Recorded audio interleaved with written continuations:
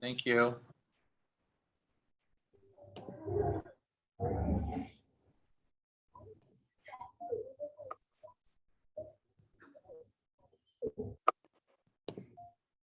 Okay, and I'm going to go ahead and pause myself. I know we have another co-host who's coming on, so I'll be taking a look for him and the attendees to bring him in. But in the meantime, I will hand this over to Anne so we can get started. Okay, wonderful. So welcome everybody and welcome to the third seminar within the fall series of the Transition Institute. We are so excited to build upon our LCAP work from last week on supporting foster youth and bring to you a seminar intended to help us better understand our English learners. Today's seminar is titled Knowing Our English Learners by Name, Needs, and Assets. And our presenters come to us from LAUSD's Multilingual and Multicultural Education Office, MMED. We have Yusuf Mossadegh and Bernie Carrasco to present for us. And before I hand it over, you should know that today's seminar is being recorded like all of the others. And if you have any questions, please utilize the Q&A feature. Also check out the chat box where I will post the usual seminar organizer with all of today's resources.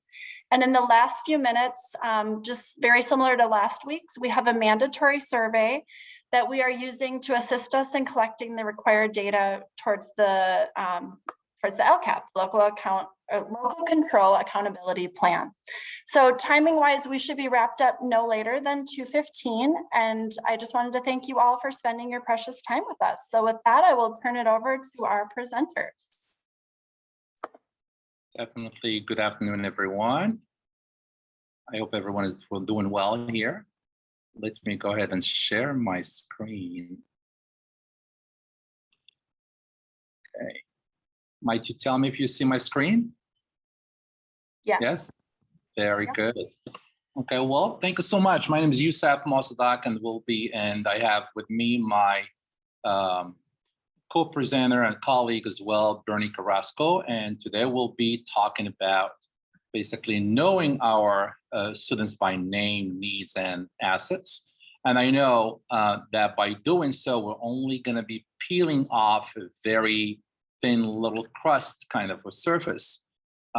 We hope that we will kind of perpetuate these kind of PD series to kind of like maybe plan for more PD sessions to kind of learn even further about our ELs. With that, we are going to be moving to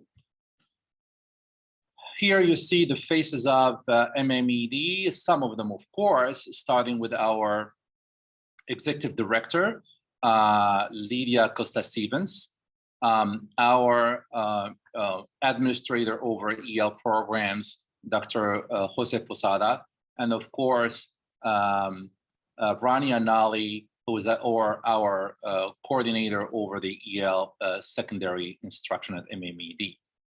So the work doesn't stop with the leaders, it still continues with our team members, whom you see here on the slide: Bernie Carrasco, Yusuf Mossadegh, Rebecca, Stephen, and Candelaria. And our work is mainly focused on secondary. We do have basically a K through 12 expert, Candelaria Del Orco. Moving on. The work we do at MMED, while it's led and spearheaded by leadership, it is also guided by three main documents. And those three documents are really essential to the work we do as a department, basically. So you see the first document there, that is basically the California English Learner Program Instruments. The federal and state law require that basically CDE monitors the implementation of EL programs at each one of those local educational agencies. So when you look at that EL instrument, it has at least about 22 or so EL instruments. Each one of them is focused on an area. It could be scheduling, it could be providing support to teachers of ELs, It could be providing support inside the classroom to students.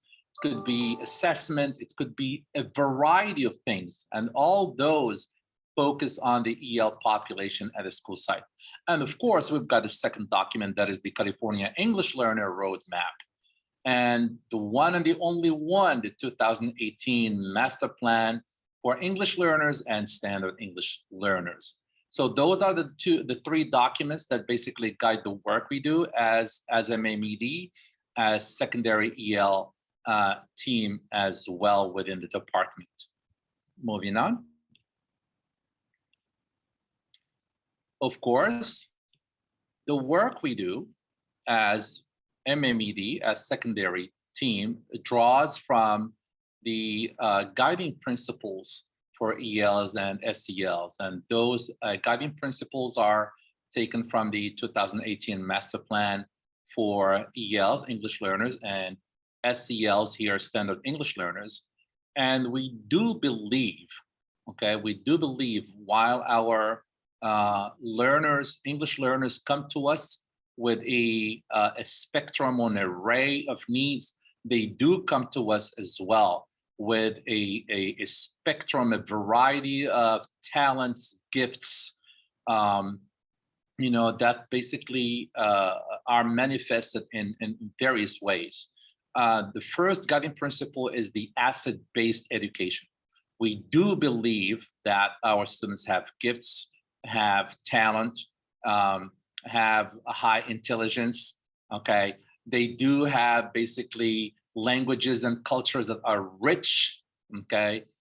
Both in perspective, in product, in the way, you know, they view the world and they learn as well. So as such, we do consider the background of our students, their language, their cultural history, their social history as very important, okay? Those times are no more where the primary language or culture were considered as an impairment to the student learning. As a matter of fact, the asset-based education stipulates that we do use students' culture and language in the learning process. Number two, you see the bilingualism and biliteracy. Maybe you have heard echoes of, you know, news within, you know, in the media, within LAUSD as well, how we have worked on so many programs that basically prepare students to be bilingual and biliterate in 2 or more languages. That basically takes us to the Proposition 58 that stipulates that by 2030, every Californian has to be bilingual, biliterate in 2 languages at least. So those languages varies from Arabic, English, Spanish, French, Russian, Armenian, Chinese, Vietnamese, Italian. All those languages are within the LAUSD schools implemented in the dual language program. The third guiding principle is the sociocultural competence. While we kind of try to build that among our students to be cognizant of each other's cultures and social features in a way, or culture, we do, you know, kind of aim at building those skills among our staff to become more cognizant of where our students are coming from. You know, what makes basically an EL, English learner, what kind of abilities they have, what kind of cultural or social perspective and practices they have within their culture, and how we may use that to empower them and then build their agency to learn and excel, okay?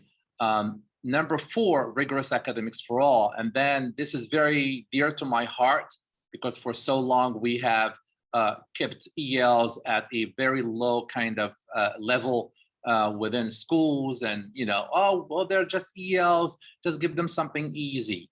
Just because those students are ELs, we should not be lowering the bar. We would like to be able to expose our students to the very same rigor that everyone is exposed to, starting with the rigorous learning, exposure to complex text, exposure to a variety of high impact practices and strategies that basically hone on those skills so that they are college and career ready like everybody else. Of course, we have the guiding principle number 5, which is the alignment and articulation. And then everything we do is not a one day or one period fix, because there is no such thing.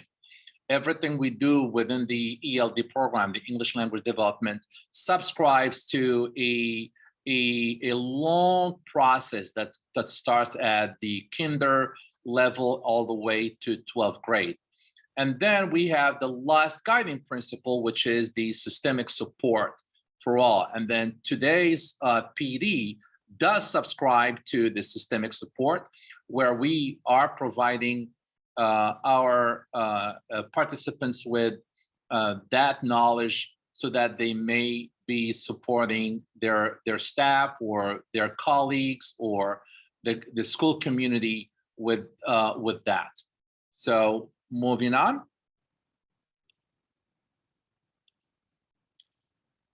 LASD social emotional learning foci, definitely like the guiding principles, we do design work around those foci, starting with the growth mindset, self-efficacy, self-management, and social awareness. And while I know that we might be limited, okay, because we're doing this remotely or virtually, and also maybe we might be also limited in the way we're going to be interacting throughout this PD, because we're doing it as a webinar. Nonetheless, okay, that does not discount that there is a triple track agenda today. Whatever we learn today within this PD, we process it as learners, of course, but we do want to take it back, okay, to our school site, share it with our instructional leadership, with our colleagues, and of course, implement that in the classroom, which is the major goal why we are here today. So these are our learning outcomes for today. We're gonna try, like I said before, it would be just kind of like peeling off that little kind of surface, okay? But nonetheless, we'll try to do it in such a way that it's a learning worthwhile. We're gonna be learning about the different EL typologies, learn about how to identify our EL students, kind of a brief overview of the EL students with disabilities. We're going to be using the EL monitoring roster to identify our EL's needs and assets. And of course, we're going to explore an English learner's instructional strategies and the resources. So starting with the data, okay, so there's always a kind of story within the data. Okay, so when you look at, for example, these figures here, okay, let's take maybe 10 seconds to, take a look at those figures on the screen.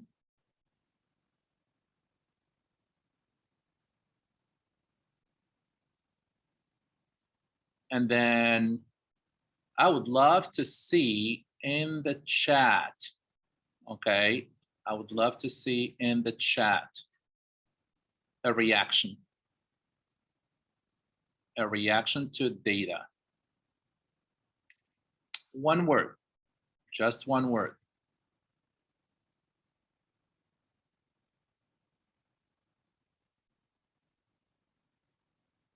Okay. Okay, go ahead and feel free to, yes, I see long-term, overwhelming. Wow, okay, what else? I was hoping we would do a waterfall, with your reaction. Okay, eye-opening, okay, don't be shy, okay. express yourself, speak your mind. Okay, lifers, okay. What else?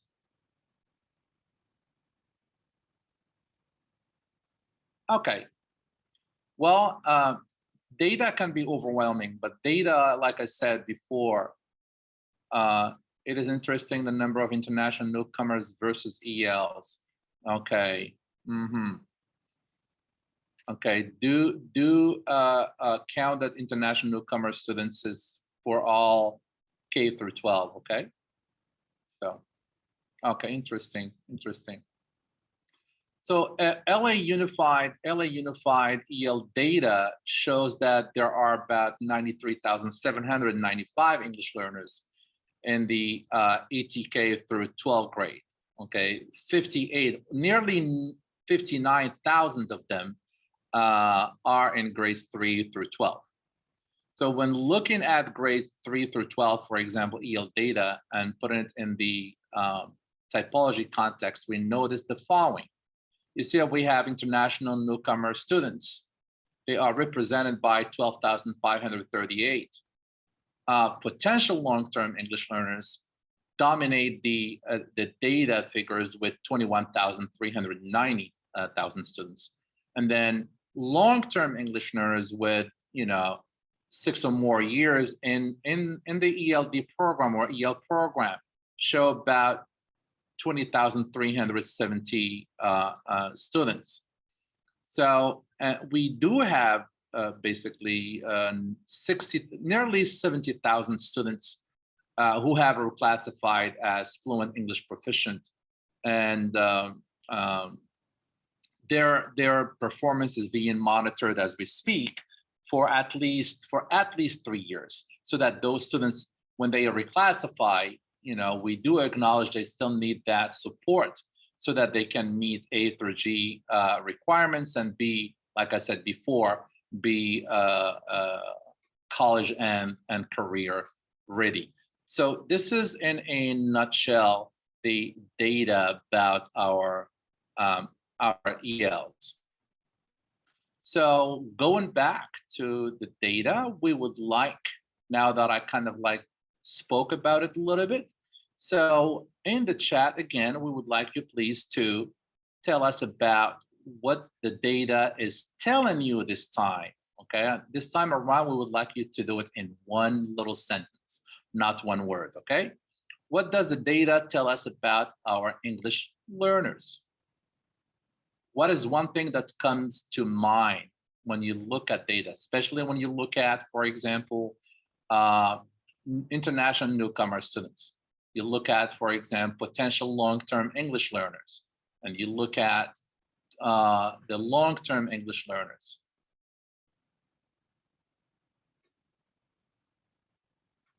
What is data telling us about our ELs? Okay. I wish we have high numbers of students who reclassify. Indeed, yes. Okay. We need to reclassify more students. Yes, thank you so much for that. Is there any data on students who have special needs and English learners? Yes, indeed, yes. And high number, long-term, many newcomer students. We need to focus on reclassification, yes.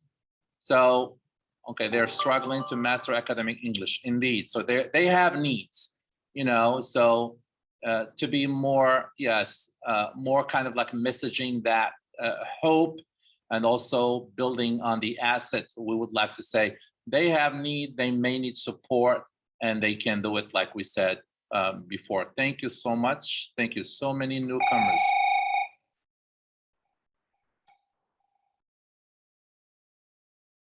Sorry, that was the,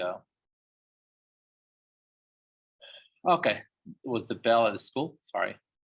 Okay, great. Okay, the following, thank you so much for sharing.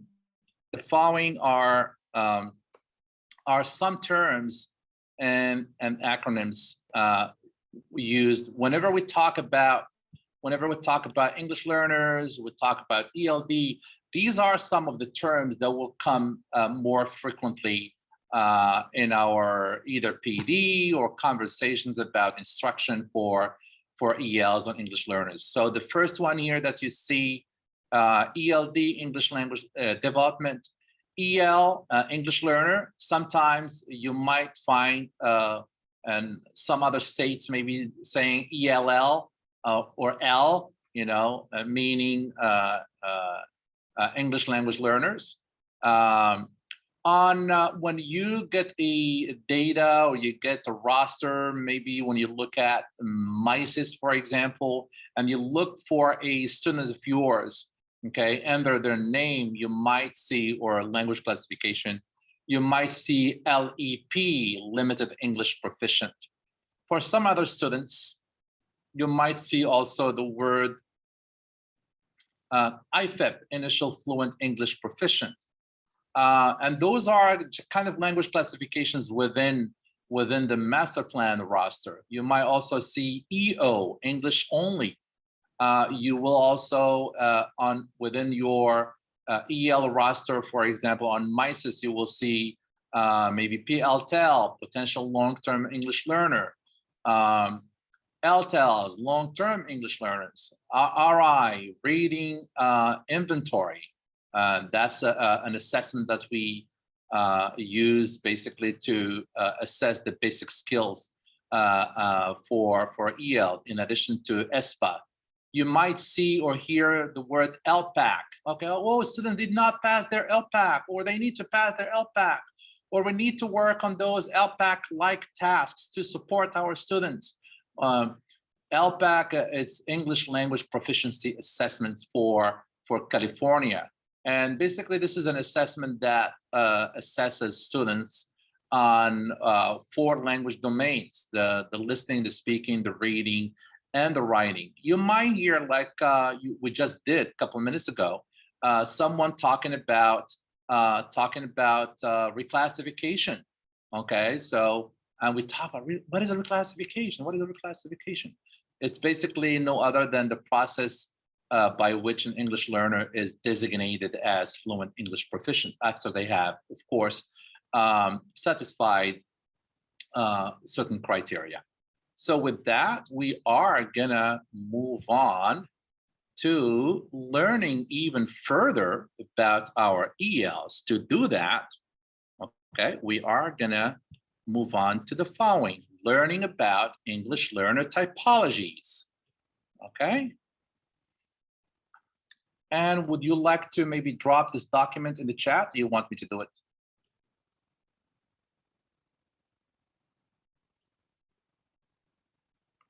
Anne? Yeah, I put the organizer in the chat, but I didn't see in your email, it said that you had them attached, but I didn't see them as an attachment. So I only have the whole presentation. It's an attachment. Okay, I'll go back and double check, but. Thank you. Okay.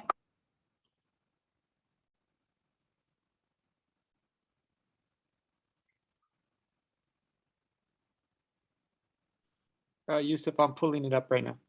Thank you. Thank you, Bernie.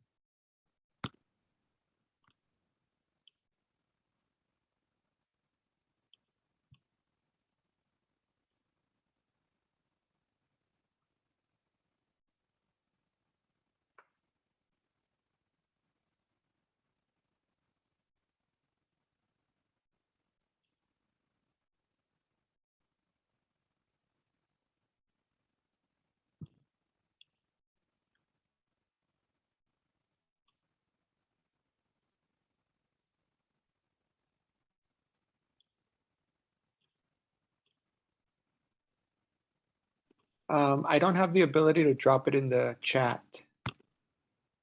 Neither do I. Let me email it to Anne. Or just can you chat it to me? Does it let you chat it to the hosts and panelists? Or quick email it and I can quick do it, but I looked back, I don't have it in my email. I'll email it to you. Okay.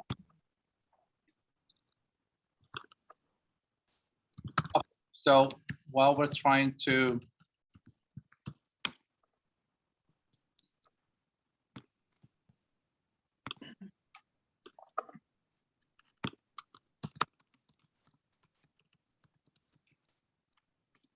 Okay, and I'm sending it now.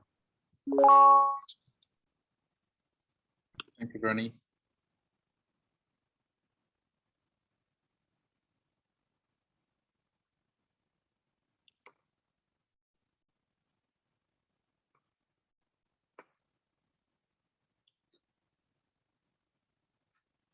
So,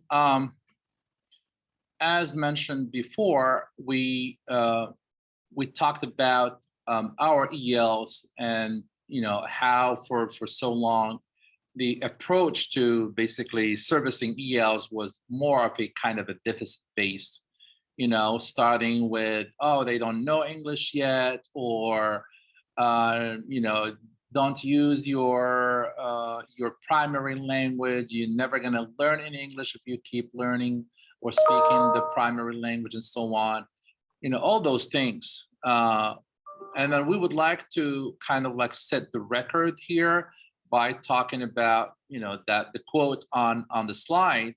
While English learners come to our schools with a strong need for learning, they also show an array of assets, gifts, and talents that, if adequately nurtured over time, will optimize their opportunities to not only learn, but to challenge the status quo and transcend beyond their language classification. Oftentimes, students become kind of stuck almost, okay? And it's more about a mindset from the part of us as educators, generally speaking, whether we are in class or out of classroom personnel, is the kind of mindset that kind of focuses on the deficit rather than the asset. So it's very important that we do consider that. So we will engage in a little kind of read. It's very easy. Okay, do we have that in the chat? Yep, it's in the chat box. If you click on that, that will bring you to the English learner typologies. Great. Thank you so much, Anne. You're awesome. You saved the day, and Bernie is also my hero right here. Okay, so this is what we're gonna do here. Okay, again, we're gonna adapt, given the fact that we are in a webinar, not a regular Zoom. We are gonna be getting that document. You can actually, you don't have to print it out or anything, just download it, open it as a PDF, and then you can start annotating, okay, while you read. So you're gonna read and annotate typologies of English learners. Mr. Ariano, please contact the main office, Mr. Ariano. Sorry.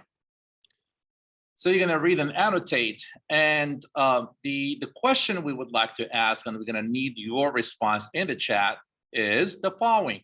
How are the characteristics of each group similar or different from other EL typologies? So you're gonna see that there are more than 2 or 3 or 4 typologies. So how are they, similar, different or similar to the other ones? And then be ready to share your idea in the chat. So let's give it about maybe 3 minutes to read. Okay, 3 minutes to read. This is an easy document. It's an easy breeze. Okay, and then we'll get back for sharing. 3 minutes. Starting now.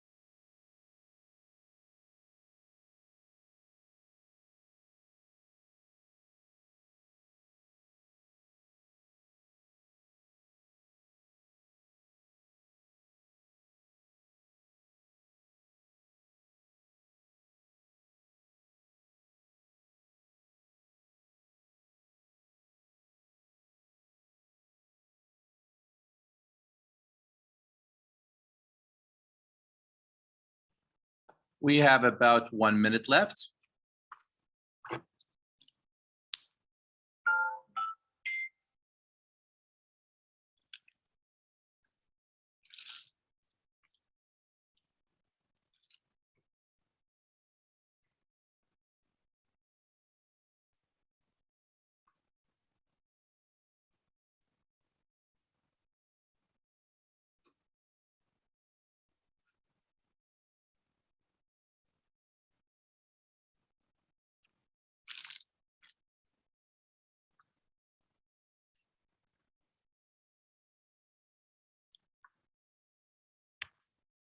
Prepare to wrap up your reading, please.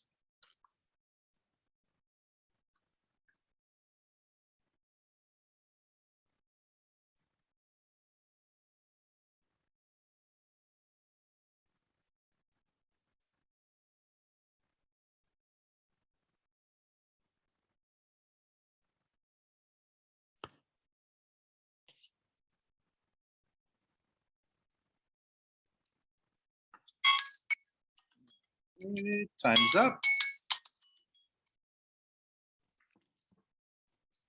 Okay. So in the chat, we would like you please to answer the following question that is on the slide here. How are the characteristics of each group similar or different from other EL typologies or other groups?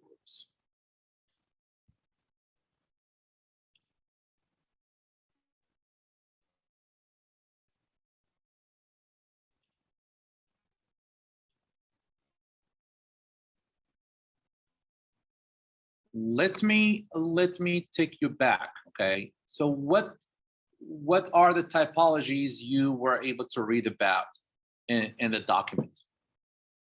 Okay. Try to give me that response in the chat. So tell me, what were those typologies?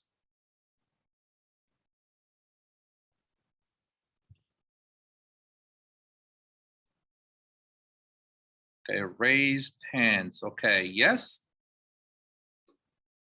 See someone raising their hand. And unmute yourself, please, and talk.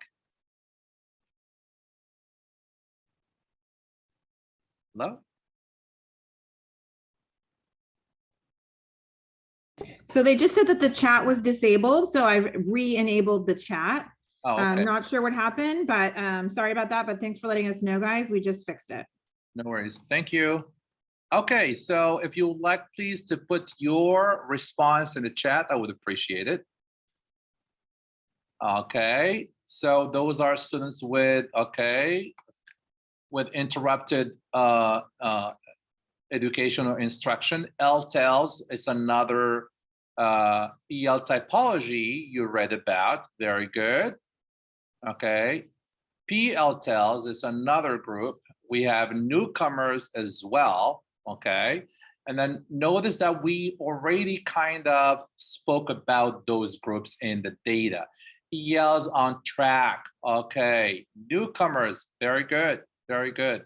Newcomers have a subcaste lab, can be refugees or trauma victims. Indeed, indeed. Yeah, within that group, within that typology, newcomers, you're gonna have students basically with interrupted education, and then of course exposed to some kind of, yes, indeed, trauma. Okay, limited interrupted formal education. Thank you for that. So basically, when you look at our ELs, it's not just one homogeneous kind of group. Okay, it's a very, very heterogeneous group. It's not one type, it's not one culture, it's not one language, it's not one ethnicity, it's not one, it's many, it's a mosaic. And this is how we look at it, okay? We look at our students as in terms of mosaic with different colors, beautiful features, cultural features, of course, social history, assets in language, okay, or languages, indeed, yes. So those are our ELs. Thank you for the feedback. Now, one little response to the question. So how were they similar or different from each other? What is one thing that might bring them all together? What is one component that brings them together?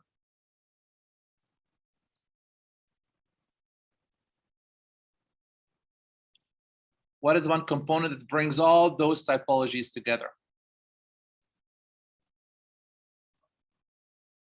Feel free to put it in the chat, please. Okay, so thank you, Christina. Might we maybe say they are in need of support? Okay, thank you. They're in need of support. Thank you so much. What else?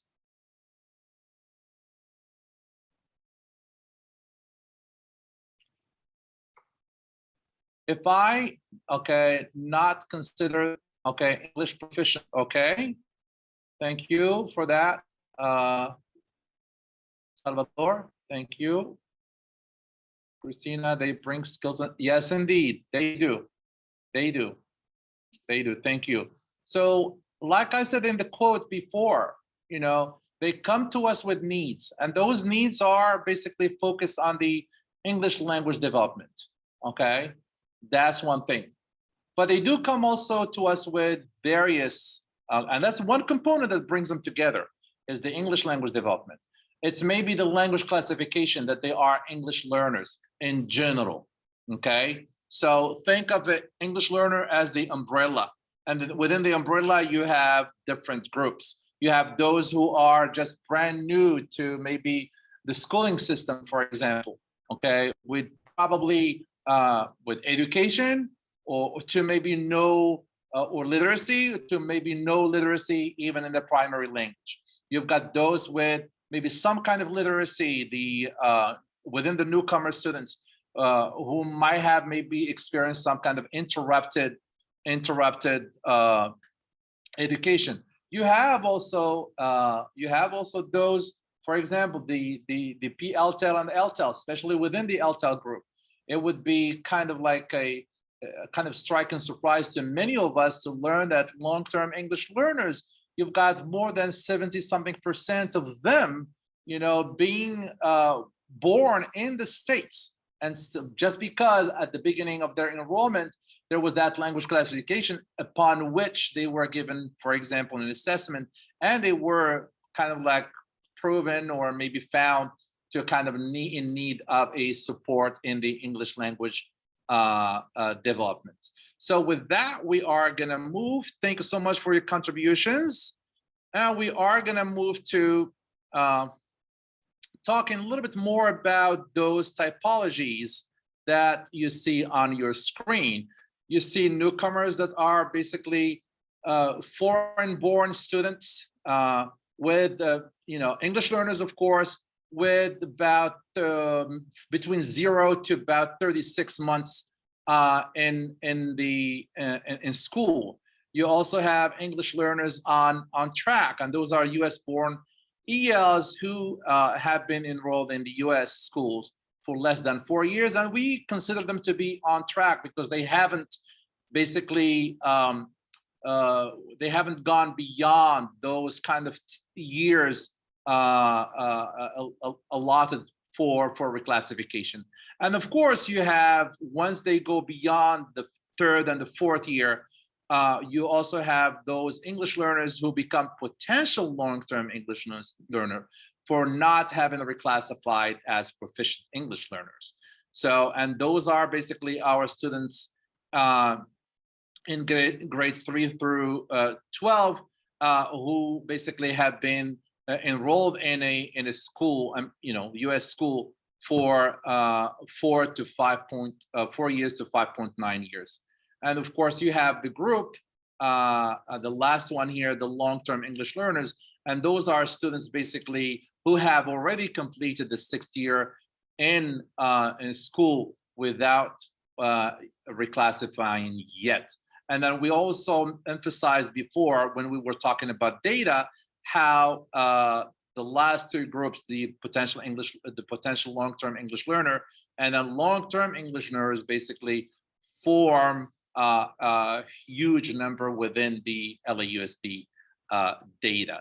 that's something to consider. Now, if you're dealing or supporting PLTEL, LTEL within your caseload, so it's worth looking into their data and the kind of support they need so that they meet the threshold for reclassification, and of course, be college and career ready.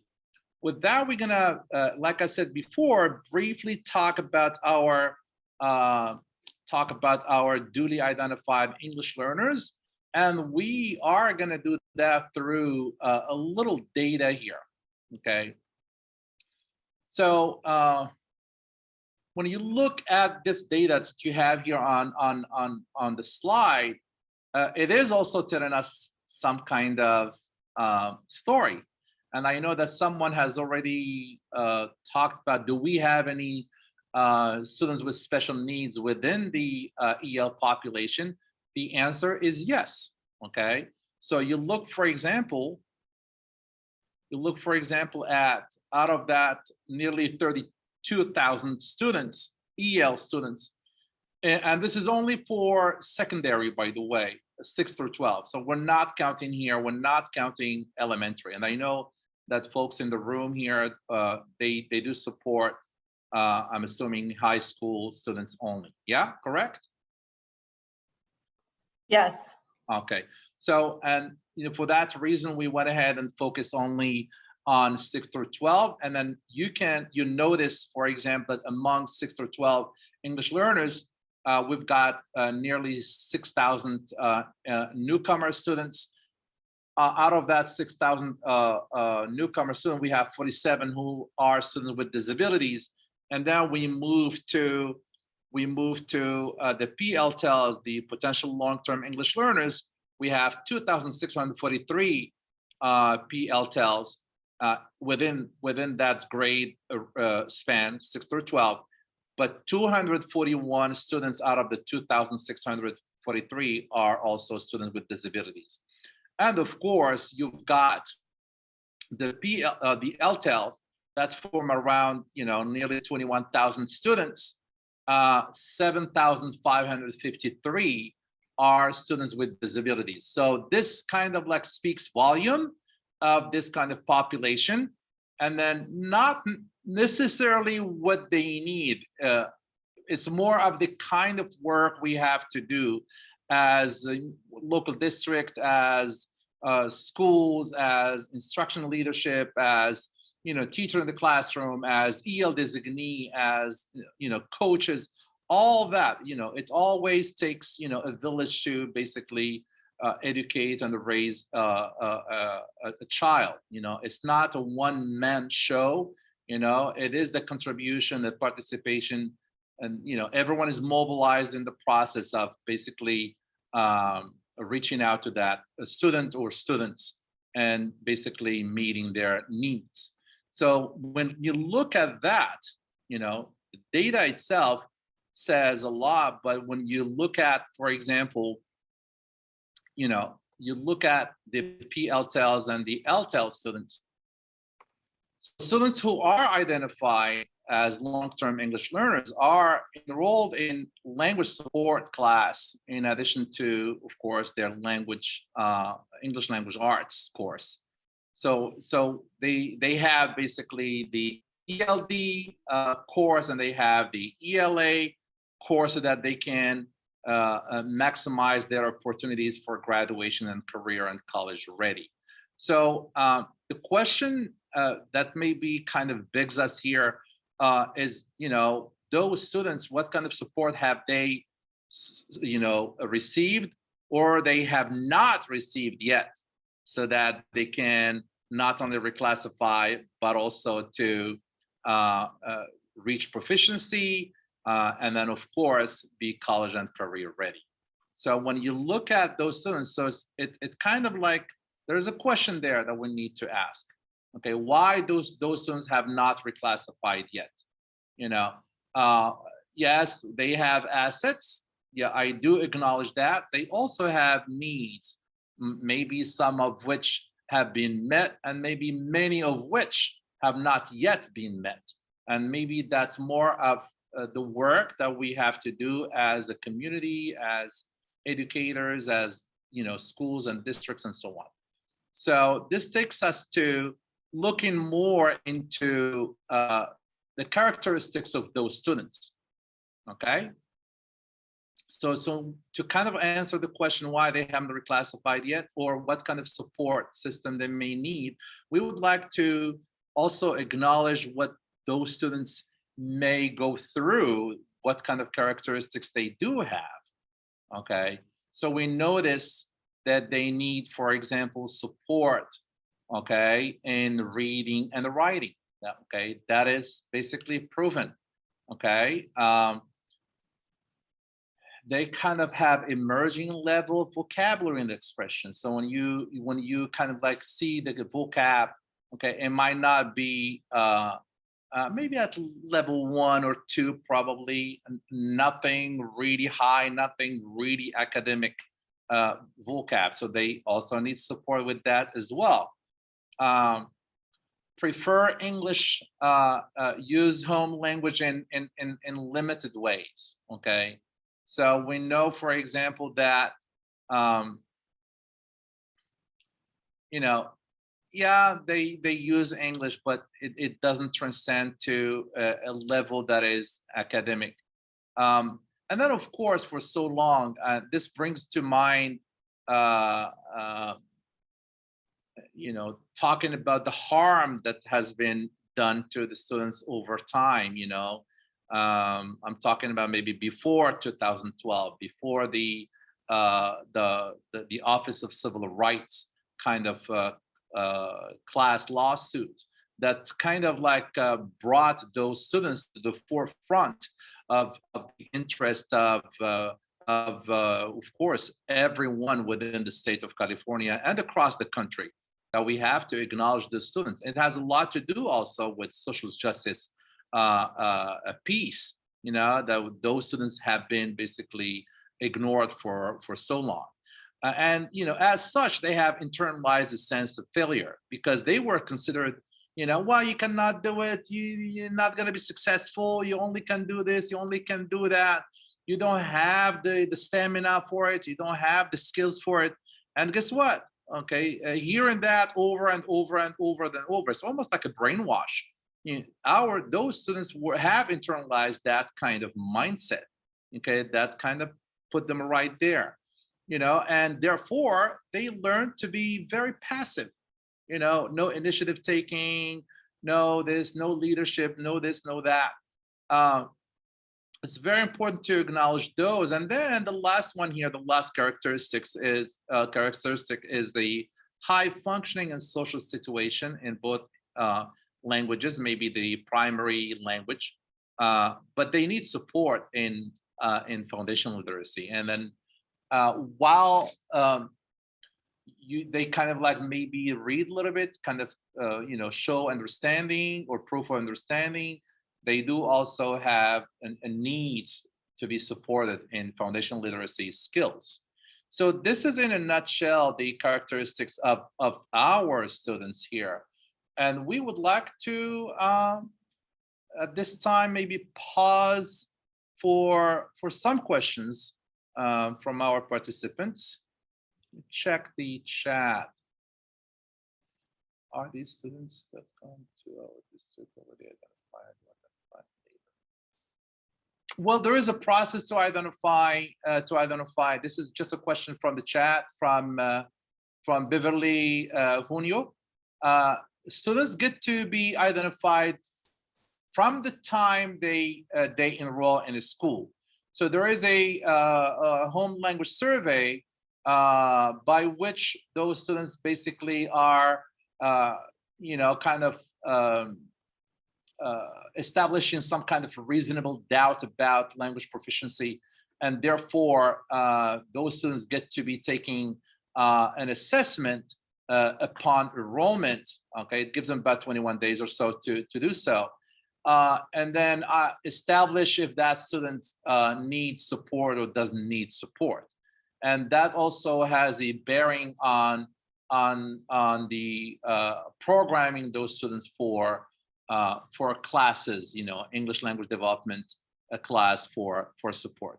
So yeah, so those students are identified as ELs or as ELs with disabilities, and it's throughout California, not just LAUSD. It's more of a legal mandate that basically incites local education agencies to identify those students as English learners. Any questions before we move on?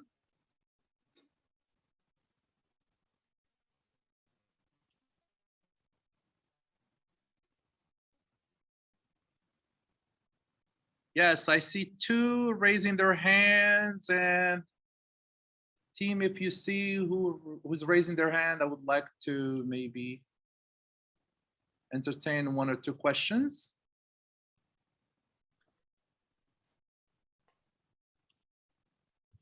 Anyone? Okay, then if there are no questions, then we move on. Thank you so much. So I'm sorry, actually, so Christina had her hand raised, but they can't unmute themselves. So I just unmuted Christina, and Janice has her hand raised too. Thank you. So Let's after go with Christina. Christina and Janet.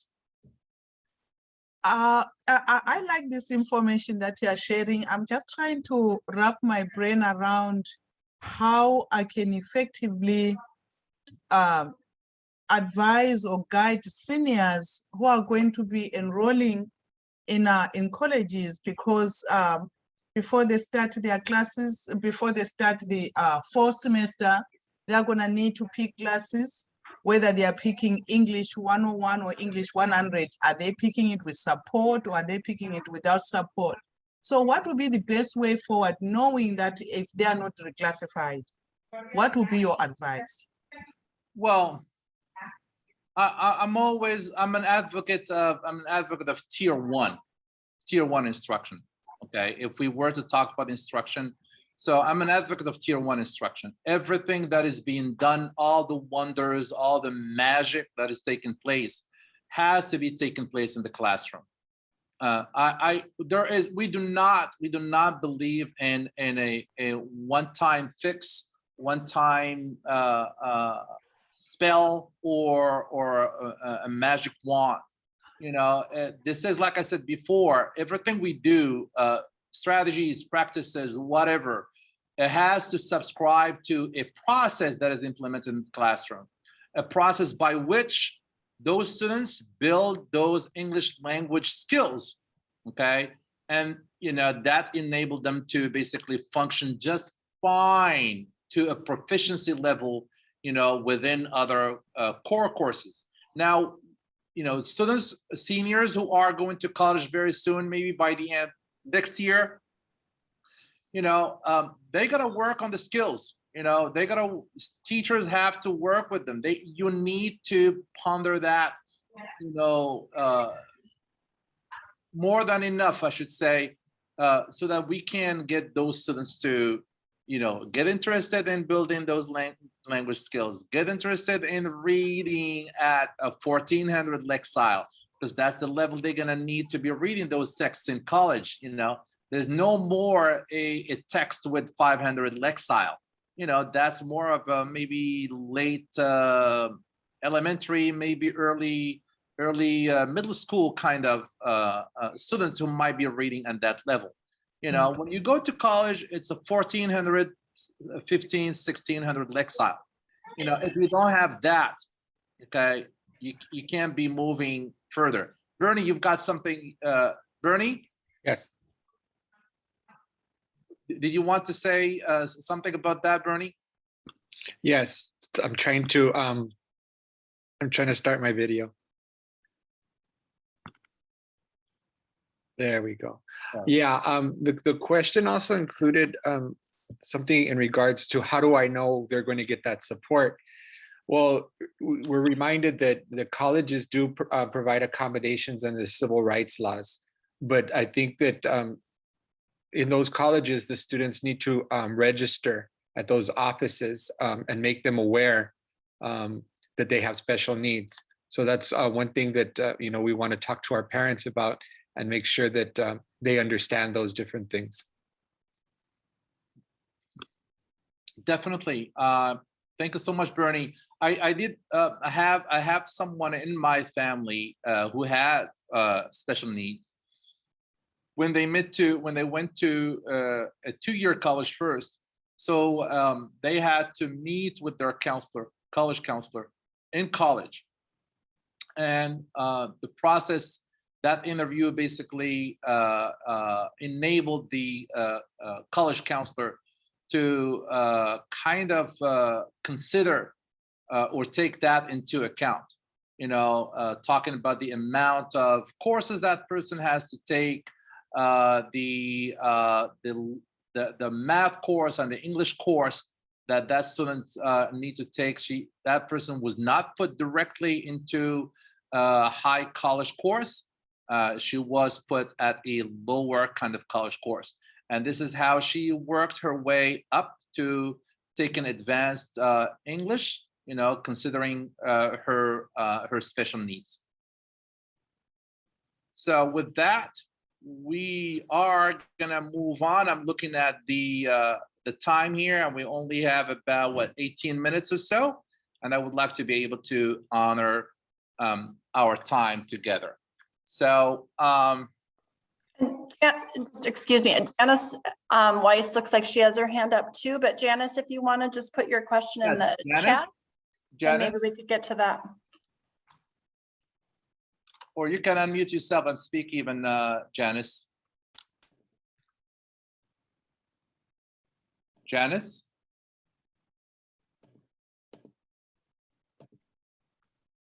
Janice, I just gave you access to unmute if you want to. Yes, I thought I had lowered my hand because on my end it says hand lowered, but I don't have a question. I'm sorry. Oh, okay. I can do that for you. No worries, Janice. Thank you. Thank you, Janice. Thank you. Thank you. Well, how do we know more about our ELs? How do we identify not only the needs, but also the assets, okay? So there is one thing that we use, okay? So while we have access to a variety of data points within MISIS, within Focus, within My Data, within the other EL dashboard that doesn't require any special access, is a public platform, as a matter of fact. We have a variety of data points, but we do have one that we have on our platform, MISIS, that we kind of like maybe pass by as we do attendance or maybe grades or whatever on daily basis. It's basically the EL or the English Learner Monitoring roster. So let's go ahead and learn a little bit more about that. So this time around, we're only going to focus on the English Learner Monitoring roster. Okay, so you're going to be basically going to MISIS like you would do with anything you do with MISIS, okay, attendance or otherwise. So you go there, you click on MISIS, okay, it's going to prompt you to basically enter your SSO, single sign-on, and then it's going to take you to the landing page. Once you are on the landing page, you have like 3 tabs on top, and then you see student, you see admin, reports, and you would like to click on reports. Once you click on reports, on the left-hand side there, you would see like almost like a drop-down menu for under MISIS. And then you're gonna see English Learner right there. You want to actually scroll down and click on English Learner. Once you click on English Learner, it's gonna actually give you the option to pick one, either the master plan roster. You want to get the English Learner roster or rosters. That's the one you want to get. Okay, I don't think any of us has access to master plan roster. So you want to click on that one. Okay, once you click on that one, you'll be prompted to enter your information, okay, that pertains to your school, the school year, the campus, and of course, if you do by student, it's what's going to happen. You're going to get all the students you have, okay, all ELs, okay, whom you have in your classes. But you would like to also organize the roster by your class or classes that you're teaching, okay? So what you would like to be able to do basically is that you would go ahead and pick your class and the periods you're teaching, and then you'll be generating a report, okay, with that information according to the classes that you teach. Okay, and then once you do that, okay, so you would like to click on or maybe choose English Learner Monitoring Roster, okay, and then you would like to view report. You want to do that. Once you click on view reports, okay, you would like to open it. So let me go back here. Here, where my little mouse cursor here is hovering here. So here is going to give you the option or options to either open it as an Excel sheet or as a PDF or as a CSV file. And you want to do that as a PDF, okay? Unless you are doing something else with it. So, and you want to have the ability to manipulate data or manipulate the documents rather, you can have it as an Excel. But generally speaking, you can just have it as a PDF and you can save it in your document, in your computer. So basically when you get to view the document or print it or download it, you get to see this. This is basically your EL monitoring roster without student names and without their IDs, of course. And then you can see, okay? So when you look at the document here, okay, tell me what information is given to you in this document. What information is given to you by the student, of course, in this document. Put it in the chat, please. What information might you know about the student just by looking at this document? Okay, so you're able to tell if the student has special needs or no. Good. What else? Okay, you can tell what home language the students speak. Okay, what else?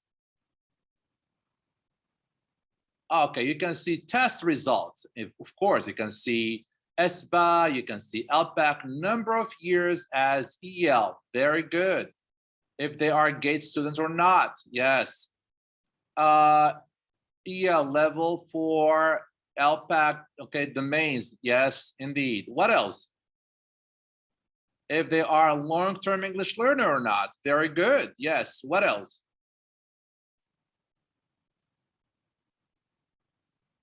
What else can I know from here? Can that tell me if my students are newcomer or not? Yes, yeah, I can tell if we have any newcomer. It will tell me if we have any newcomer. What else? Home language, of course. Okay. Okay, how about the far right? What do you see? The far right on the document. Okay, if they are enrolled or not. Okay, courses, yes, thank you, Beverly.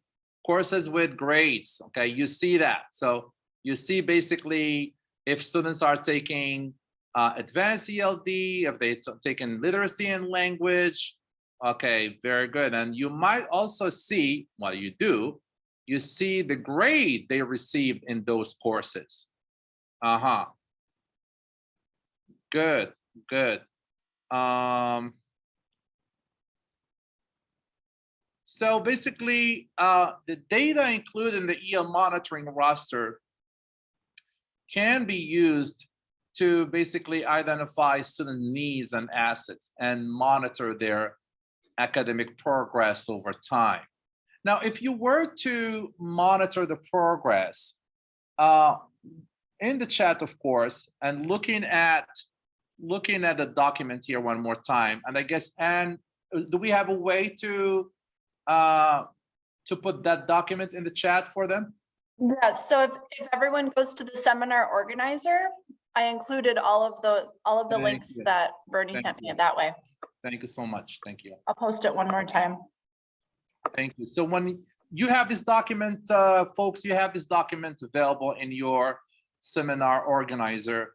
And then when looking at the document, I would like you please to tell me about data points within the document that will allow you to monitor student progress over time.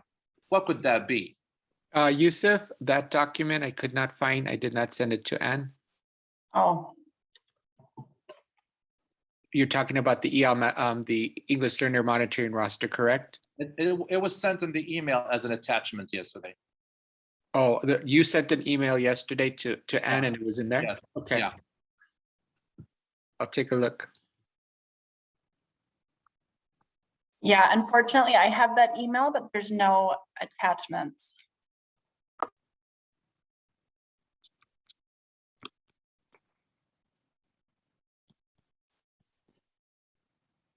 Yusuf, is there any place I can get the document?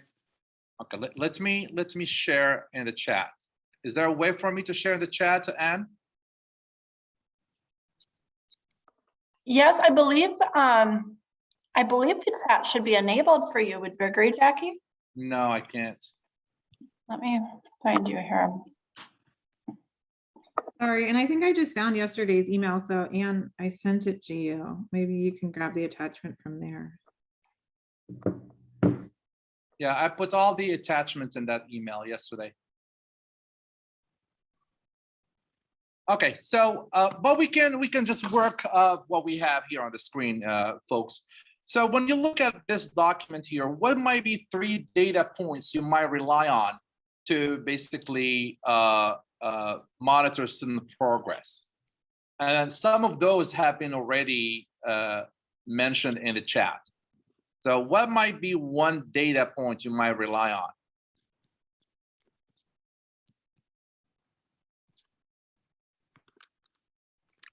LPAC, thank you, Beverly. LPAC results, that's one data point. Thank you so much.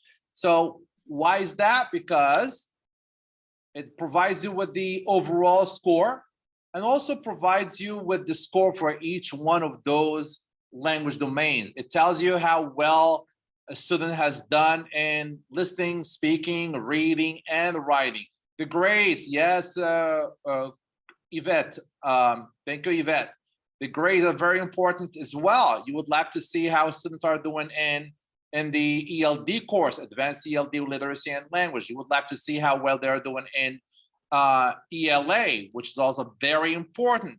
Okay, yes, what else? There is another data point we would like to consider here. What is it? I'm gonna ask you to go under test, the column that says test.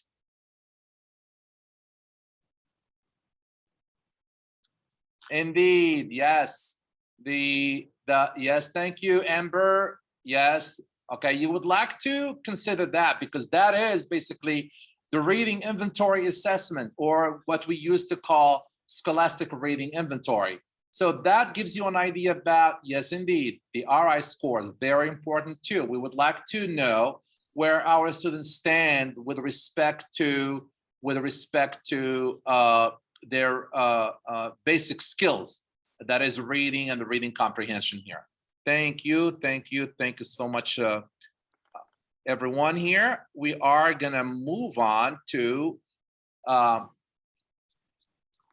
talking about the EL instruction approaches. And I hope this time around we do have this document and the, okay. And now if we can please drop it in the chat, I would really appreciate it. We are gonna be asking our participants to do the following, okay?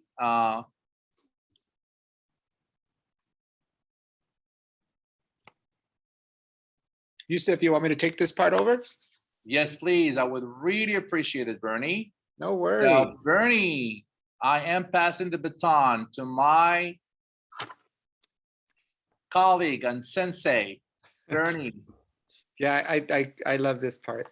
So to support our students, we think about what their needs are, and it comes down to they need active listening. They need practice in extended communication. They need practice in oral summarizing and also written summarizing. So what our department did is we put together our EL instructional approaches to support our students in this. So what we want you to do is take a few minutes to take a look at the EL instructional approaches. We have them in both English and Spanish. And the reason we have them in both languages is to support also our students who are newcomers, right? And they can look at both of them and use the Spanish as a support. I think we're also working on having other languages, but we're not quite there yet. So if you can just take a look at the English version of the instructional approaches, and we're going to give you about 2 minutes to take a look at that. And then we'll ask you a couple of questions. We want you to just highlight 3 key ideas that you see in here. So I'll start the timer.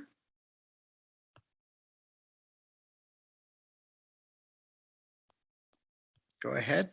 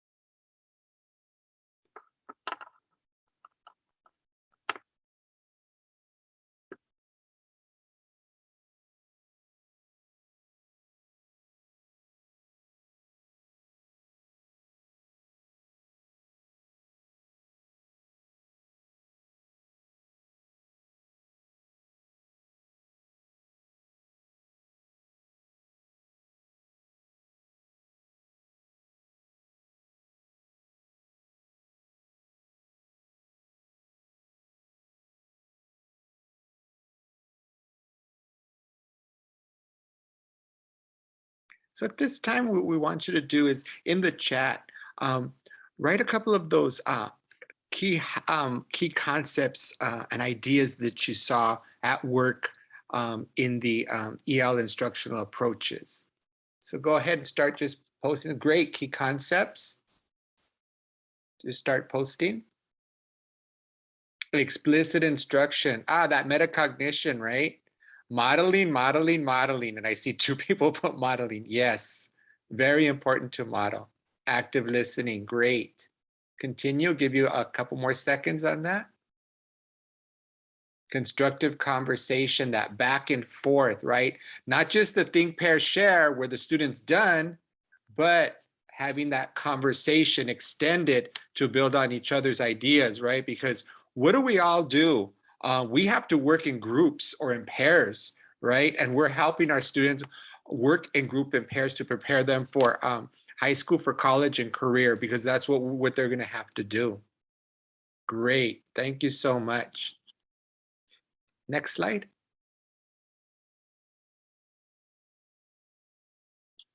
Yes, so I just wanted to just reiterate a couple of things that I said in terms of that active listening. That's when the teacher can model that active listening in a couple of ways. When the teacher is presenting new information, the students are actively listening, and the teacher can check on that actively listening just by saying, okay, as you listened, share or drop an idea in the chat, right, of what you've heard. And that's just what you did. You were actively listening. Sometimes the teacher might model a metacognitive strategy like thinking aloud to show the students how to do that, say when they read a text. So students need to look and actively listen on those questions that the teacher is asking themselves as they're doing a think aloud, right? Next, of course, extended communication. And some of you do know about our constructive conversation is one way the students could practice that back and forth talk. And what are they talking about? A text, right? Either a visual text, either an auditory text, a movie, anything that is going to have those, that has that content that the students can talk about. And then finally, what do they need to do with that information after they actively listened and watched or listened or read a text? Well, they're going to write an oral summary or compose an oral summary first with their partner, right? So then we give them that practice where they're performing, right? So those are the things that we're using to support all our ELs, especially our ALTALs and our duly identified students. Next slide. So really quickly, how might the implementation of these practices and strategies impact ELs in general and their English language development in particular? So if you could just put that in the chat really quickly. How are these practices going to help our ELs?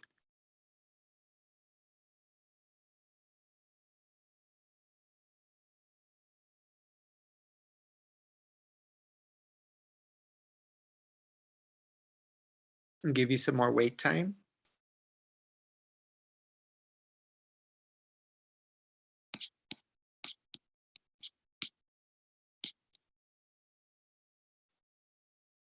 Clear examples, yes. It will make reading more meaningful.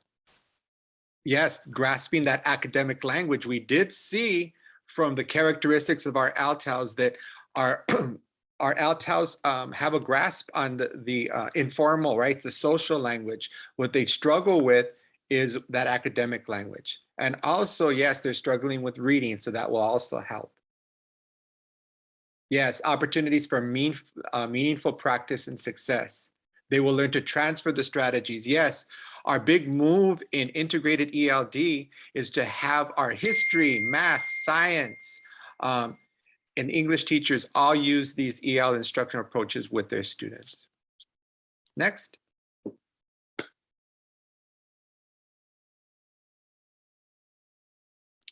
Okay, instructional resources. So what we like to do is invite you to join our secondary English learner instruction group, a Schoology group, where a lot of the materials that you saw in terms of the instructional approaches are there in our Schoology group. So if you can just take down that access code, and we could hopefully we could drop it in the chat. Beautiful, thank you, Yusuf, put it in the chat. Awesome. And what you'll do is you'll go to lms.lausd, right, Schoology, and then you're gonna log on with your single sign-on and then click on My Group and then join your group and make sure it's a group, because sometimes you'll enter it into a course and it'll say there's no such course that exists. No, because it's a group. Click on resources after you enter the group, and you'll see all of our resources for our secondary English learner program. Next slide. And closing and valuation. Yusuf, you want to take it here? Definitely, Bernie. Thank you so much, everyone, for being with us. We really appreciate you here for your participation, contribution, discussion, even though we just have to do it on the chat, but it actually did serve the purpose of being here and learning about our ELs. We would appreciate your feedback about today's session by basically answering the survey. I went ahead and put the link in the chat for us. And we are very fortunate again. Thank you so much for having us, my colleague and I. We look forward to another PD, another series with you folks. Thank you so much again. Bernie? Thank you so much, everyone. And thank you so much, Bernie and Yusuf. I think it was great engagement and some excellent questions coming in the chat and the Q&A. So obviously it's a topic that people are interested in. So thank you both. I know with deployments and different things going on, it was possibly not on your, you're easy to do, and I could hear the bell ringing in the background. So you're great at multitasking, and I appreciate you taking time out of your day to be here with us and help share your expertise. So looks like there's a couple surveys. So the survey that is on the slide showing right now is different from the survey that we have. So if everyone can take an opportunity to do the survey that is up on the slide, and then also the one in the chat box, the Google survey. We use the one that I posted in the chat towards our LCAP data, and then they use the one on the slide towards their professional development growth as well. So thank you all for being here. Thank you. Grab the Thank you so seminar much. organizer for all of the links from today, and we look forward to working with you again in the future. Definitely. Looking forward to that. Thank you so much, Anne and team. Thank you. Yeah, thank you so much. We know this was a really rough week for everyone. So we really appreciate you finding a way to make this happen. Very important Likewise. information for us. So thank you. Likewise. Thanks, everybody. We'll Likewise. leave everything up for a moment. We'll leave because the chat's up if you're still, taking down information. But if you've completed both surveys, you're free to go. Since we are here, if you have any questions, feel free to post them in the chat. But in the meantime, we'll just stay open for a moment so that you can take down the links. And thanks, everyone.